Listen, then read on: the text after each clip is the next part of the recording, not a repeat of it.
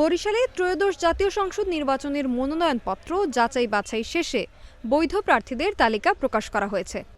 রোববার বরিশালের ৬টি সংসদীয় আসনে স্থগিত থাকা ১০ জন এবং বাতিল হওয়া ২ জন প্রার্থীর মনোনয়নপত্র পুনরায় যাচাই বাছাই করা হয়। প্রার্থীরা তাদের আইনজীবী সহ প্রয়োজনীয় কাগজপত্র নিয়ে রিটার্নিং কর্মকর্তার কাছে জমা দেন।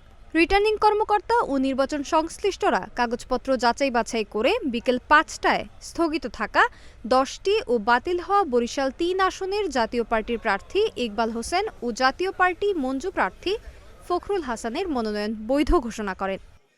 এ নিয়ে মোট ১২ প্রার্থীর মনোনয়ন বৈধ ঘোষণা করা হলো। ফলে বরিশালের ৬টি আসনে মোট ৪১ জন প্রার্থীর মনোনয়ন বৈধ ও ৪ জন প্রার্থীর মনোনয়ন বাতিল করে রিটার্নিং কর্মকর্তা।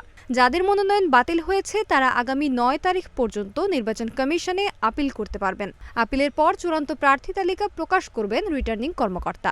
জেলার ৬টি আসনে মোট ৪৫ জনের আবেদন ছিল, সেখান থেকে ৪১ জনের আবেদন বৈধ এবং ৪ জনেরটা বাতিল হয়েছে।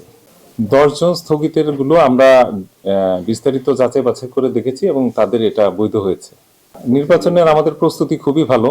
আমরা আইন শৃঙ্খলা থেকে আরম্ভ করে ভোট কেন্দ্র প্রস্তুতি থেকে সব বিষয়ে আমরা সর্বক্ষেত্রে আমরা প্রস্তুতি নিয়েছি এবং আমাদের সকল কর্মকর্তারা এখানে জড়িত আছেন, সবাই ইনভলভ আছেন এবং আমাদের মাঠ পর্যায়ে আমরা প্রচারণা থেকে শুরু করে ভোট গণনা এবং প্রিজাইডিং অফিসার যারা আছেন তাদের বিষয়ে আমরা বিস্তারিত তথ্য নিচ্ছি। সবকিছু নিয়ে এবং আমরা সিসি ক্যামেরা সহ সকল ব্যবস্থা আমরা প্রস্তুত করছি।